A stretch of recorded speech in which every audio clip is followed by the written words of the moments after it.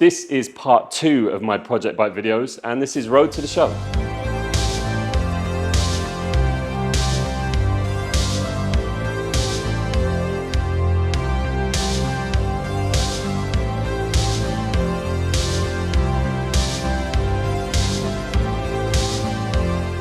So in part 1 of my project bike, we dug into the story behind me getting the bike and everything that Matt and Jimbo did to the bike before I received it as my 40th birthday present. So if you haven't seen that video, do check it out, because there's a lot of good stuff in there. But as you can see, it has changed an awful lot.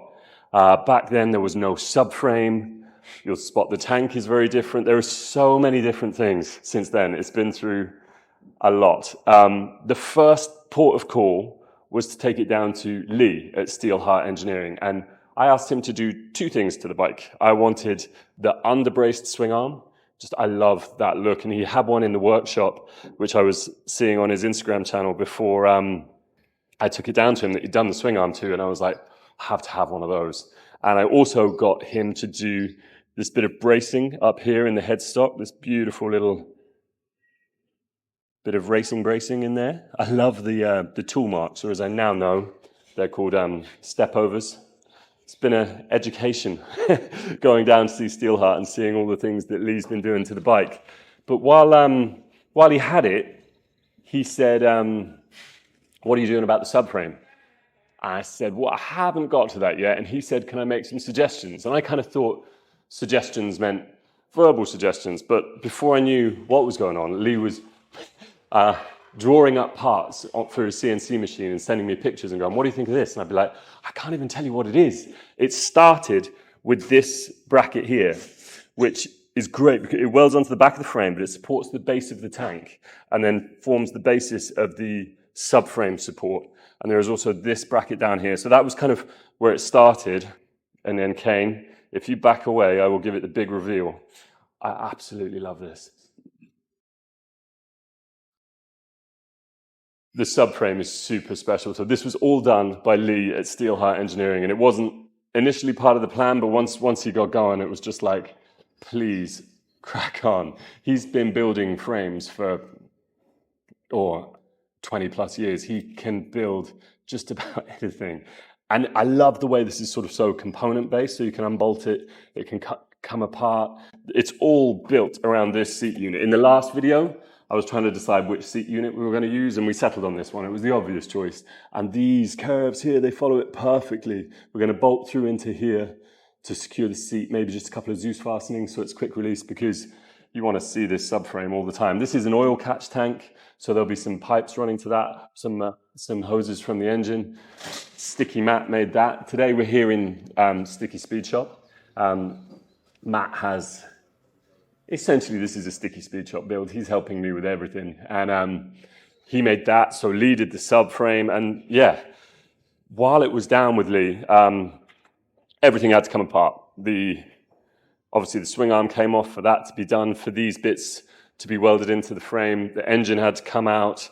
And I went down to him a couple of weeks ago to do the worst thing you can do to a professional person. I wanted to help. And it was a great day because the whole thing had to come back together because he'd welded everything up. And one of the problems we discovered as it was going back together was there was the bottom of the engine had been down the road and it had ground away, and it was kind of worse than we first thought when the engine covers came off, and it had taken out sort of 4 bolt holes that had been badly repaired with araldite, and the oil switch sensor, that was broken as well. So I'm looking at the engine thinking it's totally terminal, but Lee's like, I'll just put some material on there and we'll tap and drill it.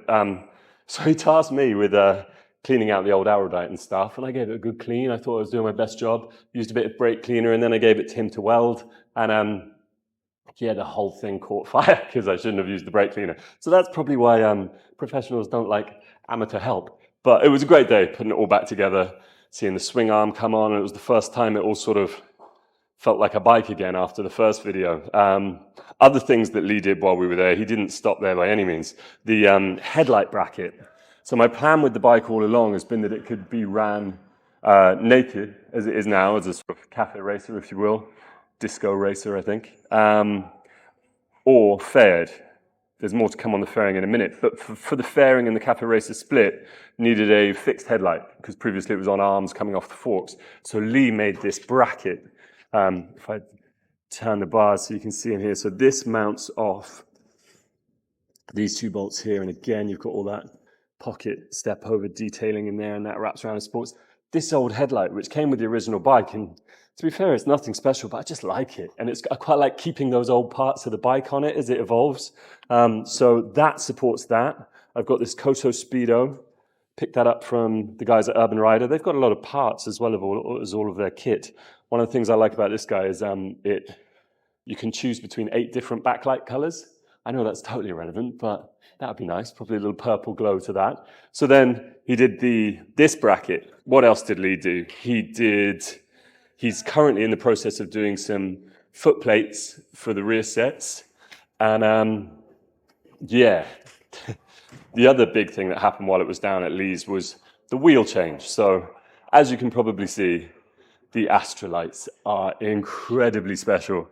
I love these wheels. There was when we did the first Paris show, there was a beautiful black and gold Ducati there that had gold Astralites front and rear, and there's a picture of it in the gents' toilets at the Bike Shed, and I look at that bike every day for 9 years and go, I like those wheels. And now I've got a set. They're gold at the back, black at the front, but they're rare wheels. You don't find them everywhere. So it's so lucky to get this big fat back wheel, because they didn't really come in those sizes very often. This is an 18, it's a 17 at the front. I love the mismatched wheels, and also you wouldn't want to paint it because you've got all the rivets. So the wheels are very special, but obviously making them fit was slightly more complex. At the front, Lee machined a beautiful hub to make this all work and come together.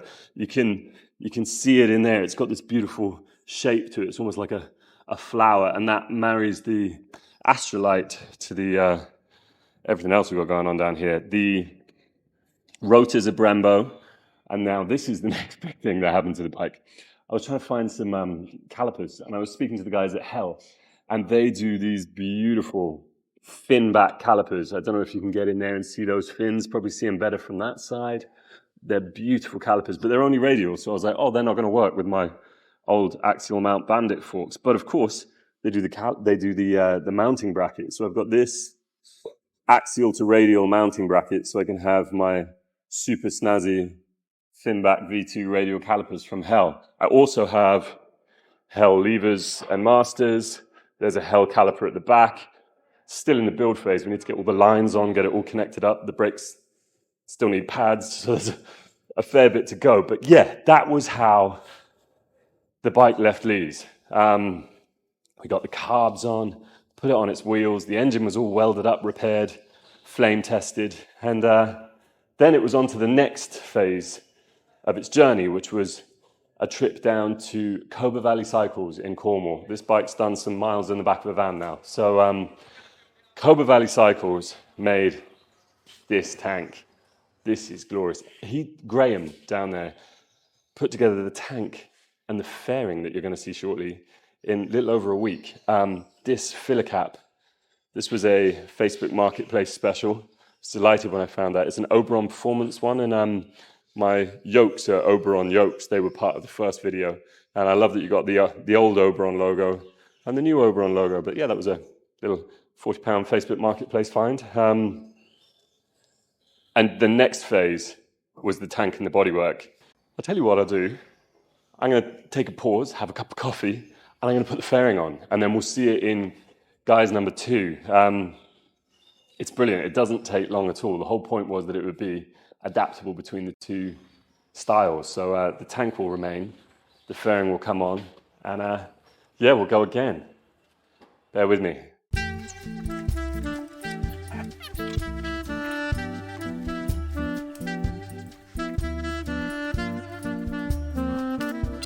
Next is the fairing. The fairing is absolutely beautiful. It was based off this. So this is an old fiberglass race fairing that I got from Mark Bell, Hatch Moto. I'm going to get this wrong now. It's not a slab side, not a slingshot. Slab shot. was the poster bike for the 22 show. This is one of his old race fairings, which we were offering up to this back and forth, and this was the sort of puck that went down to Graham at Coba Valley Cycles, and he has made something outrageously beautiful. Oh yeah, look at this. I mean, I'm just going to be giddy all the way through this video, aren't I? Just so excited about everything. I mean, I've got the single round headlight. I know most GSXR's twin headlights. I thought about the twin headlights, but I wanted this dual look, and I love how it's worked out. You can see the sort of the pattern that it was made of. So you can, all the sort of the different panels. I can't believe how quickly he turned this around, but it's beautiful. And so it mounts off this, and then there's this bracket on the side of the engine here, which is with this oil line. I quite like it. It's a little smiley face, isn't it?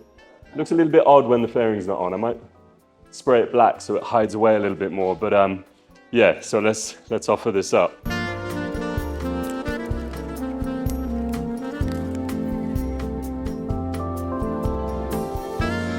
Oh man, I haven't even bolted anything together yet, but this makes me a little bit giddy. Right, let's go.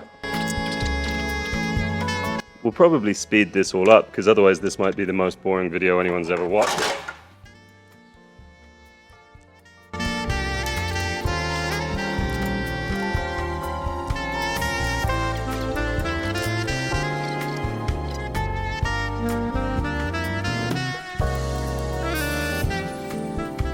Just gonna get everything loosely bolted up, but you get the idea.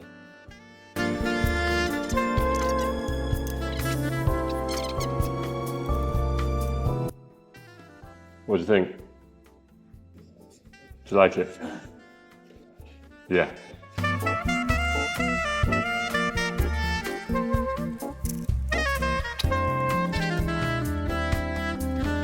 Pop the seat back on.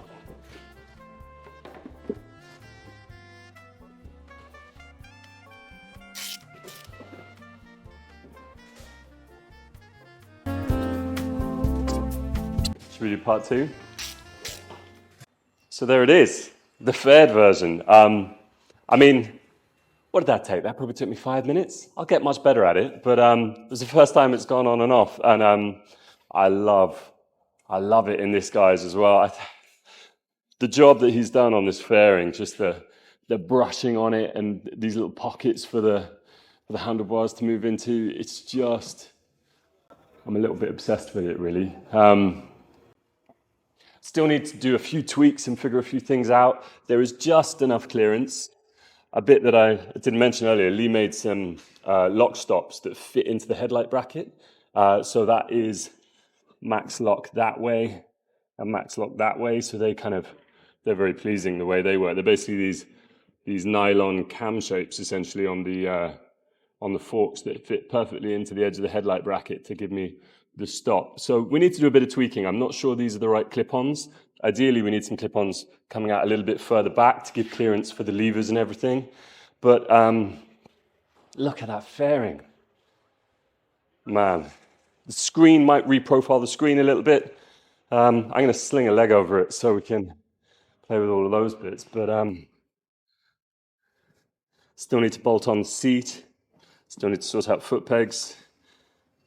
But oh, I love the proportions of it. It's so long. Yeah, so maybe the bars come up and back just a tiny bit to give more clearance for the lock and for fingers. But this tank. Other things that need to happen. Under the tank, there's a really big recess at the back of the tank, which this is very similar profile to the original tank, slightly different knee dents. Still got this beautiful breather box on the top.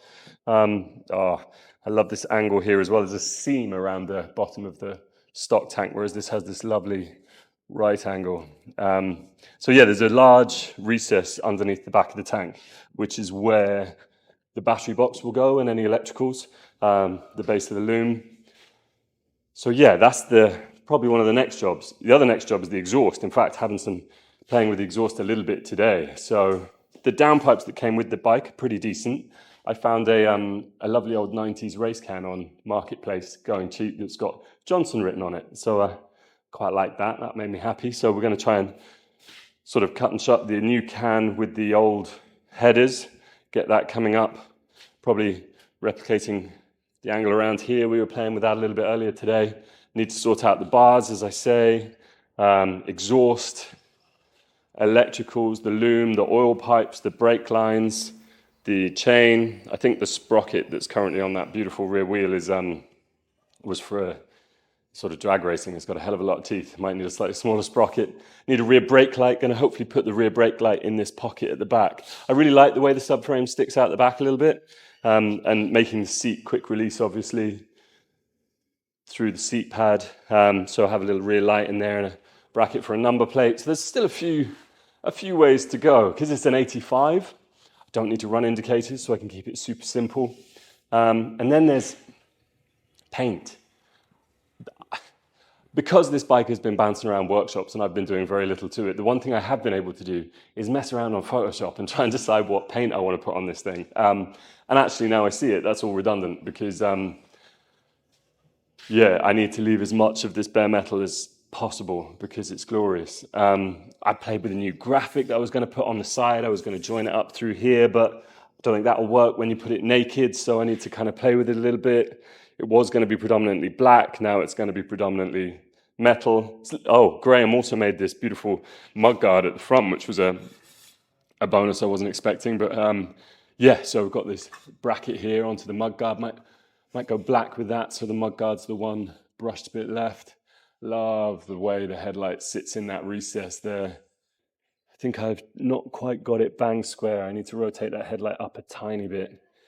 But yeah, the single headlight, the single clock, the off-center breather, and then that cap. It's wonderful. Oh, tires. I need new tires. I'm going to take the wheels across the road this afternoon. I've got some beautiful sticky Michelin Power GP2s, which is their new tire. So going to put these guys on it. It's sort of their track day tire. Wonderful. Get that on there. Then I've got to get... I think I've covered everything that we need to do. I'm probably forgetting something really obvious that it's going to need. Oh, a new shock. Going to go take it down to Nitron, get a shock from those guys. A little pop of turquoise with a remote reservoir. It's getting there. We've got like 6 weeks till the show. I've got an awful lot to do before then and now. That's not just this bike, but with all the wonderful help I'm getting, hopefully we'll make it and it will be there at the show. So yeah, I'm really excited. We need to crack on. And then hopefully at some point soon can actually ride the thing. This is the trouble with builds like this, is every time I see it, I just want to ride it. I just want to ride it. So yeah, road to the show and then hopefully road away from the show. So I'm excited. Since we're here at Sticky Speed Shop, I thought it'd be rude not to take a little look around all of the bikes that have probably been catching your eye in the back. There's a few familiar faces in here. Got Sushizuki over here. We did a video on this guy, had this at the bike shed for a little while. Lee from Steelheart Engineering also did a load of the framework on this. This is Trackwolf. Trackwolf was a bit of a collaboration between us, Sticky Speed Shop, and Ryan Quickfall, and Ben Miller Models, who made a life-size Trackwolf that rode this bike at a show a little while ago. This is a Ducati 906 Passo, which is massively pulling at my heartstrings. My dad had one of these when I was a kid, and we went on camping trips to Cornwall on it. So I don't know what that's doing here, but I'm very happy to see it. Then we've got Widow Liquor, Matt's Slab Side, again collab with Ryan Quickfall. Everything's a bit dusty back here. Goldie, this is the Harris framed GSXR 1100, I want to say, but yeah, amazing thing. This is Scud, a Turbo Bandit. We had that at the show. I want to say 2022. That was at the show. And this one over here in the corner is I can't remember the name of it, but it's another Bandit of some sorts. Tank. It's got a headlight from a tank. It's called Tank. Tank, Scud, Goldie, Widow Liquor, Passo, Trackwolf, and Sushizuki. So got some nice things here. I need to. I've got a name for my bike. I haven't revealed that yet, have I? Next episode.